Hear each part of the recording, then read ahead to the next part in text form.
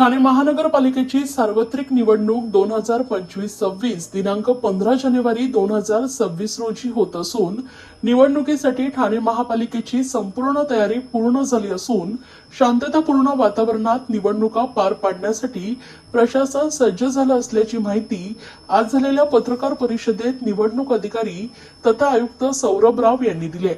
निवडणुकीचा कार्यक्रम हा लोकशाहीचा उत्सव असून या उत्सवात सर्वांनी सहभागी होऊन जास्तीत जास्त मतदान करावे असं आवाहनही त्यांनी केलंय। महापालिका मुख्यालयातील कैलासवासी नरेंद्र बल्लाळ सभागृहात झालेल्या पत्रकार परिषदेस अतिरिक्त आयुक्त 1 संदीप माळवी, अतिरिक्त आयुक्त 2 प्रशांत रोडे, उपायुक्त निवडणूक उमेश बिरारी, जीजी गोतेपुरे, मिताली संचेती, दीपक झिंजाड आदी उपस्थित होते। निवडणुकीसाठी सार्वजनिक सुट्टीचे दिवस वगळून 23 ते 29 डिसेंबर 2025 सकाळी 11 ते दुपारी 3 तर दिनांक 30 डिसेंबर 2025 सकाळी 11 ते दुपारी 2 या कालावधीत नामनिर्देशन अर्जाचं वाटप व दाखल करण्यात येणार आहे। 31 डिसेंबर 2025 रोजी छाननी पूर्ण झाल्यानंतर लगेच वैधरित्या नामनिर्देशित झालेल्या उमेदवारांची यादी प्रसिद्ध केली जाणार आहे। उमेदवारी मार्ग घेण्याचा दिनांक 2 जानेवारी 2026 असून 3 जानेवारी 2026 रोजी निवडणूक चिन्ह नेमून दिले जाणार आहे। अंतिमरित्या निवडणूक लढवणाऱ्या उमेदवारांची यादी 3 जानेवारी रोजी प्रसिद्ध केली जाणार आहे। 15 जानेवारी 2026 रोजी मतदान होणार असून 16 जानेवारी 2026 रोजी मतमोजणी होईल व त्यानंतर 19 जानेवारी 2026 रोजी निवडणूक आलेल्या उमेदवारांची यादी राजपत्रात प्रसिद्ध केली जाणार असल्याची माहिती आयुक्त सौरभ राव यांनी दिली आहे। महापालिका निवडणुकीची आम्ही पूर्ण तयारी आमची सुरू झालेली आहे, किंबहुना जवळपास संपत आलेली आहे। यामध्ये ठाणे महानगरपालिका क्षेत्रात 2013 एवढे पोलिंग स्टेशन्स यांची संख्या निश्चित झाली आहे। कालपासून जे नामनिर्देशन पत्र वाटप आणि तो स्वीकार करण्याची प्रोसेस आहे तीही आपण सुरू केला आहे।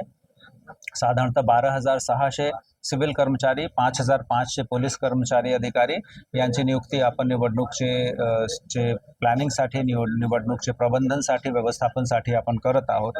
या सर्व अधिकारी कर्मचाऱ्यांचा सुरळीत आपण प्रशिक्षण घेणार आहे। त्यामध्ये पहिला प्रशिक्षण 27, 28, 29 तारखेला, दुसरा प्रशिक्षण 5, 6, 7 तारखेला आणि तिसरा प्रशिक्षण मतदान साहित्याचे वाटपाच्या दिवशी होणार आहे। याच्या बरोबरच निवडणूकची प्रक्रिया पूर्णतः पारदर्शक असली पाहिजे, याच्यासाठी आपला आचारसंहिता पथक VST, SST, FST यांच्या गठन आणि यांचा डिप्लॉयमेंट आपण कंप्लीट केलेला आहे। यामध्ये पोलीस डिपार्टमेंट यांची मदतीने आपण प्रत्येक गोष्टीची वर बारीक लक्ष ठेवणार आहे। तसेच आचारसंहितेच्या कुठेही उल्लंघन जर होत असेल तर त्याच्या विरुद्ध जे आवश्यक कारवाई आहे ते आपण इमिडिएटली करणार आहेत। निवडणुकीच्या दरम्यान उमेदवारांना त्यांना सोय उपलब्ध करून देण्यासाठी त्यांना जे विविध दाखले महापालिकेमार्फत लागतात, ज्यामध्ये अनधिकृत बांधकाम न होण्याचा दाखला आहे किंवा शौचालय वापरचा दाखला आहे, महापालिकेमध्ये कॉन्ट्रॅक्टर म्हणून रजिस्टर्ड न होण्याचा दाखला आहे किंवा कुठली थकबाकी नसण्याचा दाखला असतो, हे सगळे दाखले, सगळे कागदपत्र त्यांना एका ठिकाणातून भेटले पाहिजे। याच्यासाठी आपली 9 प्रभाग समित्यांमध्ये एक आणि तसेच मुख्यालयामध्ये एक असे 10 आपण सिंगल विंडो सिस्टम तयार केला आहे।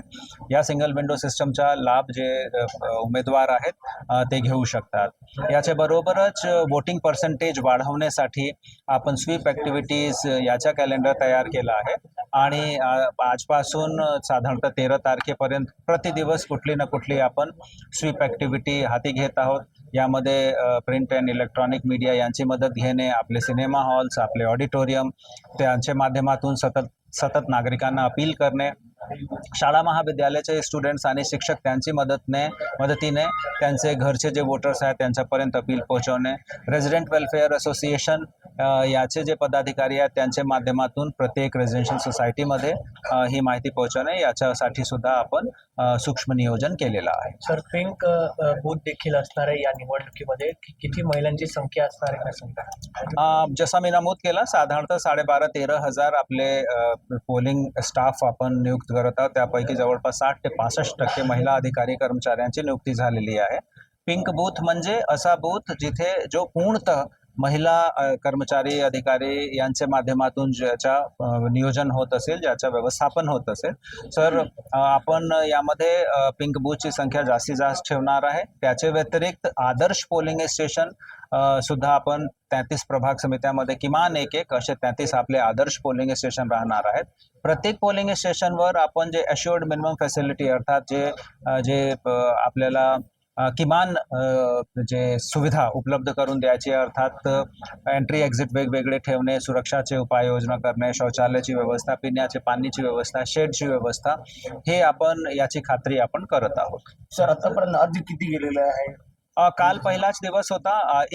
साधारणतः 1000 पेक्षा जास्त 1000 जवळपास 80-79 एवढे अर्ज कालपर्यंत गेले आहेत. आज सकाळपासून परत अर्ज वाटपाची कारवाई चालू आहे. सर तुम्ही आताच म्हणालात एक खिडकी योजनेत अनधिकृत बांधकाम नसल्याचाही दाखला मिळणार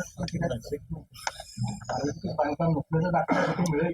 एक खिडकी योजनेतून जेवढे आपले दाखले आपले अर्जाबरोबर लागतात ते सगळे भेटणार आहेत.